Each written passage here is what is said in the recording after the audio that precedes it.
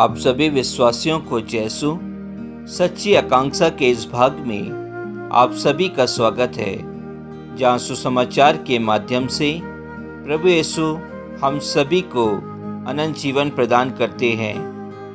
आज का सुसमाचार सन्मति के अध्याय 22 वाक्यांश 1 से 14 से लिया गया है। क्रिस्त में प्यारे विश्वासियों, कि मैं और आप भी अपने पुराने वस्त्र को त्याग कर नया वस्त्र धारण करना चाहते हैं, अर्थात क्या मैं और आप अपने पुराने जीवन को छोड़कर एक नया जीवन, एक पवित्र जीवन अपनाने के लिए तैयार हैं?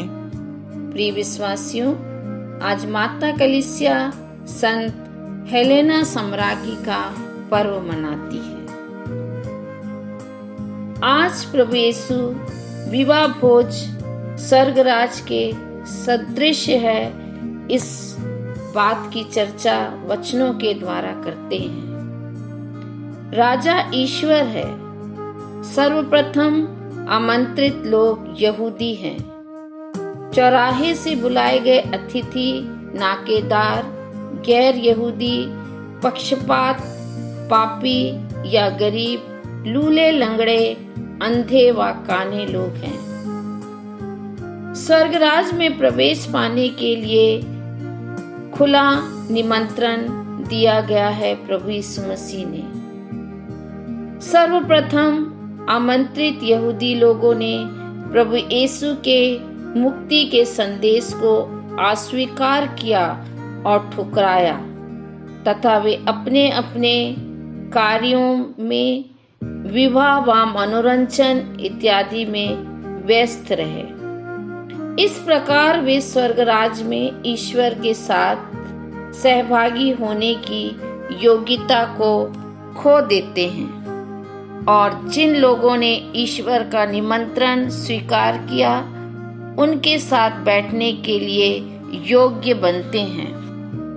प्रिय विश्वासियों, आज के सुसमाचार में हम दो तरह के लोगों को देखते हैं। एक वे हैं जो निमंत्रण स्वीकार करते हैं पर आते नहीं। कहने का तात्पर्य है, प्रिय विश्वासियों, स्वर्ग राज में प्रवेश करना तो वे चाहते हैं, पर दुनिया की चीजों में, दुनिया के भोग विलास में, ऐशो आराम में रम कर ईश्वर के निमंत्रण को न्यूनतम स्तर पर नहीं दे पाते। दूसरे प्रकार के लोग ऐसे हैं जिनमें अयोग्यता है, लेकिन उसके बावजूद निमंत्रण उनको दिया जाता है, फिर भी वे उस निमंत्रण को स्वीकार नहीं कर पाते। जैसे कि पापी लोग बार बार प्रभु यीशु उनके पापों को क्षमा करते हैं, बुलाते हैं अपने पास और कहते हैं कि ए बोझ से दबे हुए लोगों, मेरे पास आओ, मैं तुम्हें विश्राम दूंगा। लेकिन वे अपने पाप में स्थिति को बनाए रखना चाहते हैं। वे श्वेत वस्त्र पहनना नहीं चाहते, वे पवित्रता में जीना नहीं चाहते। उन्हें अपनी पाप में जिंदगी ही प्यारी लगती है। प्रिय विश्वासियों, उनके जीवन में कुछ धर्माचरण या योग्य पवित्रता, जो विवाह उत्सव के वस्त्र का संकेत करता है, की जरूरत है। इस प्रकार स्वर्ग राज में ईश्वर के साथ रहकर भोजन करने के लिए ईश्वर की दया व करुणा की जरूरत है हम सभी को। प्रिय विश्वासियों, हम मानव की ओर से पवित्र जीवन तथा धर्माचरण की भी आवश्यकता है।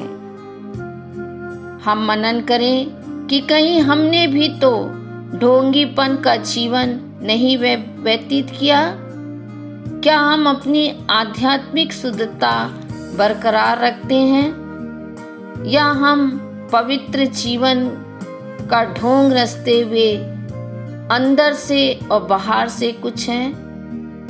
तो आइए क्रिस्त में प्रिय विश्वासियों, हम प्रभु यीशु के निमंत्रण को स्वीकार कर उनके पास जाएं और अपने पुराने पापों का भार छोड़कर, अपने पुराने स्वभावों को छोड़कर प्रभु की स्तुति आराधना में अपना मन लगाएं। आज प्रभु हम सबको एक पवित्र जीवन जीने के लिए आशीष प्रदान करे कि प्रभु के अनुसार जब हम बुलाए गए हैं तो उनके निमंत्रण में, उनके भोज में पवित्रता और सच्चाई से सहभागी हो सके। आमीन।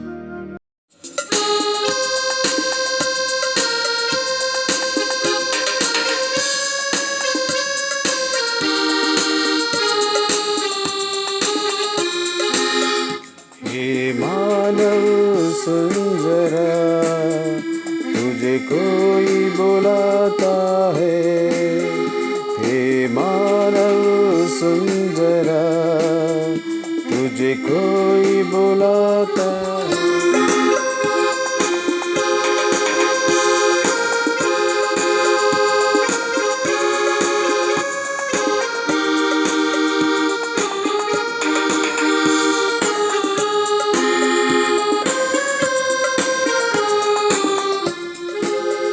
हर दुखों में तू जो है, अंधेरे चारों देने तुझे ये जीवन यीशु बुलाता है। हर दुखों में तू जो है, अंधेरे चारों देने तुझे जीवन यीशु बुलाता है।